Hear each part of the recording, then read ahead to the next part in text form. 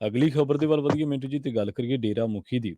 ਡੇਰਾ ਮੁਖੀ FIR cancel ਕਰਵਾਉਣ ਦੇ ਲਈ ਹਾਈ ਕੋਰਟ ਪਹੁੰਚ ਗਿਆ ਜੀ। ਦੇਖੋ, ਡੇਰਾ ਮੁਖੀ ਤੇ ਜਿਹੜੀ ਇਹ ਐਫਆਈਆਰ ਦਰਜ ਹੋਈ ਸੀਗੀ, ਇਹ ਬੀਤੇ ਦਿਨੀ ਜਲੰਧਰ ਦੇ ਵਿੱਚ ਗੁਰੂ ਰਾਵਿਦਾਸ ਟਾਈਗਰ ਫੋਰਸ ਆ ਜਿਹੜੀ ਉਹਨਾਂ ਨੇ ਦਰਜ ਕਰਵਾਈ ਸੀ ਕਿ ਕਿਸੇ ਸਤਸੰਗ ਦੇ ਦੌਰਾਨ ਜਿਹੜੀ ਇਹ ਕਰਦਾ ਸੀਗਾ, ਛੁੱਟੀ ਤੇ ਆਇਆ, ਹਾਂਜੀ। ਉਹਦੇ ਵਿੱਚ ਇਹਨੇ ਮਤਲਬ ਕਿ ਕੁਝ ਟਿੱਪਣੀਆਂ ਕੀਤੀਆਂ ਹਮ, ਕਬੀਰ ਜੀ ਬਾਰੇ, ਰਵਿਦਾਸ ਜੀ ਬਾਰੇ, ਤਾਂ ਜੀ। ਉਹ ਮਤਲਬ ਕਿ ਇਤਿਹਾਸ ਨੂੰ ਤੋੜਨ ਵਾਲੀਆਂ ਸੀ। ਸੋ ਲਿਹਾਜ਼ਾ ਇਹਦੇ ਤੇ 295 ਦਾ ਮਾਮਲਾ ਦਰਜ ਕਰ ਦਿੱਤਾ। ਹੁਣ ਇਹ ਰੱਦ ਕਰਵਾਉਣ ਹਾਈ ਕੋਰਟ ਪਹੁੰਚਿਆ।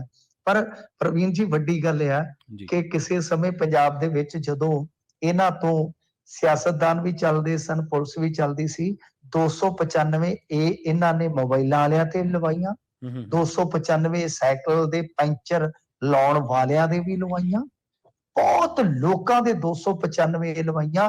3-4 ਕੇਸ ਤੇ ਕੱਲੇ ਮੇਰੇ ਸ਼ਹਿਰ ਮਲੋਟ ਦੇ ਸਨ। ਜੀ। ਸਿਰਫ ਕਿਸੇ ਨੇ ਪੋਸਟ ਸ਼ੇਅਰ ਕੀਤੀ ਜਾਂ ਕਿਸੇ ਨੇ ਕੋਈ ਕਿਸਮ ਦਾ, ਹਾਲਾਂਕਿ ਮੈਂ ਹਮੇਸ਼ਾ ਜਿਹੜੀ ਗਲਤ ਸ਼ਬਦਾਵਲੀ ਉਹਦੇ ਵਿਰੋਧ ਦੇ ਵਿੱਚ ਆ, ਚਾਹੇ ਉਹ ਕਿਸੇ ਦੇ ਵਿਰੋਧ 'ਚ ਹੀ ਆ, ਪਰੰਤੂ ਮਤਲਬ ਕਿ ਕਿਸੇ ਨੇ ਅਣਜਾਣੇ 'ਚ ਵੀ ਸ਼ੇਅਰ ਕਰ ਦਿੱਤੀ ਤੇ ਉਹ ਪੈਰੀ ਵੀ ਪੈ ਗਏ, ਤਾਂ ਵੀ ਇਹਨਾਂ ਨੇ ਮਾਫ ਨਹੀਂ ਸੀ ਕੀਤਾ, ਕਿਉਂਕਿ ਥਾਣਿਆਂ 'ਚ ਚੱਲਦੀ ਸੀ। ਅੱਜ ਵੇਖੋ, ਸਮੇਂ ਨੇ ਤੁਹਾਨੂੰ ਉੱਥੇ ਲਿਆ ਕੇ ਖੜਾ ਕਰ ਦਿੱਤਾ ਹੈ ਕਿ ਜੇ ਤੁਹਾਡੇ ਕੋਲ ਥੋੜੀ ਬਹੁਤੀ ਤਾਕਤ ਹੋਵੇ ਨਾ, ਅੰਨਾ ਇਸਤੇਮਾਲ ਨਹੀਂ ਕਰੀਦਾ।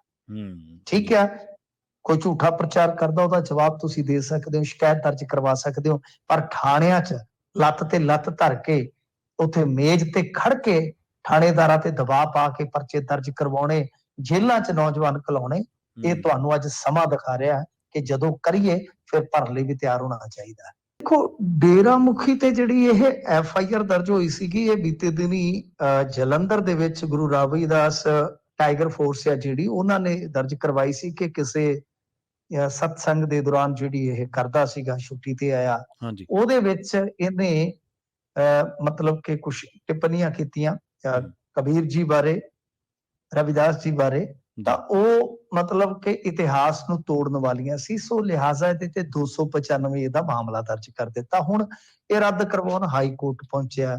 ਪਰ ਪ੍ਰਵੀਨ ਜੀ, ਵੱਡੀ ਗੱਲ ਇਹ ਆ ਕਿ ਕਿਸੇ ਸਮੇਂ ਪੰਜਾਬ ਦੇ ਵਿੱਚ ਜਦੋਂ ਇਹਨਾਂ ਤੋਂ ਸਿਆਸਤਦਾਨ ਵੀ ਚੱਲਦੇ ਸਨ, ਪੁਲਿਸ ਵੀ ਚੱਲਦੀ ਸੀ, 295 ਇਹਨਾਂ ਨੇ ਮੋਬਾਈਲਾਂ ਵਾਲਿਆਂ ਤੇ ਲਵਾਈਆਂ, 295 ਸਾਈਕਲ ਦੇ ਪੈਂਚਰ ਲਾਉਣ ਵਾਲਿਆਂ ਦੇ ਵੀ ਲਵਾਈਆਂ, ਬਹੁਤ ਲੋਕਾਂ ਦੇ 295 ਲਵਾਈਆਂ। 3-4 ਕੇਸ ਤੇ ਕੱਲੇ ਮੇਰੇ ਸ਼ਹਿਰ ਮਲੋਟ ਦੇ ਸਨ। ਜੀ।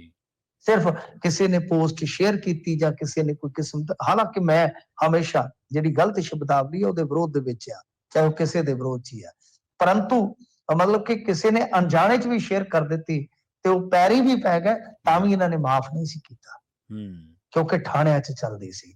ਅੱਜ ਵੇਖੋ, ਸਮੇਂ ਨੇ ਤੁਹਾਨੂੰ ਉੱਥੇ ਲਿਆ ਕੇ ਖੜਾ ਕਰ ਦਿੱਤਾ ਹੈ ਕਿ ਜੇ ਤੁਹਾਡੇ ਕੋਲ ਥੋੜੀ ਬਹੁਤੀ ਤਾਕਤ ਹੋਵੇ ਨਾ, ਅੰਨਾ ਇਸਤੇਮਾਲ ਨਹੀਂ ਕਰੀਦਾ। ਠੀਕ ਹੈ, ਕੋਈ ਝੂਠਾ ਪ੍ਰਚਾਰ ਕਰਦਾ, ਉਹਦਾ ਜਵਾਬ ਤੁਸੀਂ ਦੇ ਸਕਦੇ ਹੋ, ਸ਼ਿਕਾਇਤ ਦਰਜ ਕਰਵਾ ਸਕਦੇ ਹੋ, ਪਰ ਥਾਣਿਆਂ 'ਚ ਲੱਤ ਤੇ ਲੱਤ ਧਰ ਕੇ, ਉੱਥੇ ਮੇਜ਼ ਤੇ ਖੜ ਕੇ ਥਾਣੇਦਾਰਾਂ ਤੇ ਦਬਾਅ ਪਾ ਕੇ ਪਰਚੇ ਦਰਜ ਕਰਵਾਉਣੇ, ਜੇਲ੍ਹਾਂ 'ਚ ਨੌਜਵਾਨ ਘਲਾਉਣੇ, ਇਹ ਤੁਹਾਨੂੰ ਅੱਜ ਸਮਾਂ ਦਿਖਾ ਰਿਹਾ ਕਿ ਜਦੋਂ ਕਰੀਏ ਫਿਰ ਭਰਨ ਲਈ ਵੀ ਤਿਆਰ ਹੋਣਾ ਚਾਹੀਦਾ।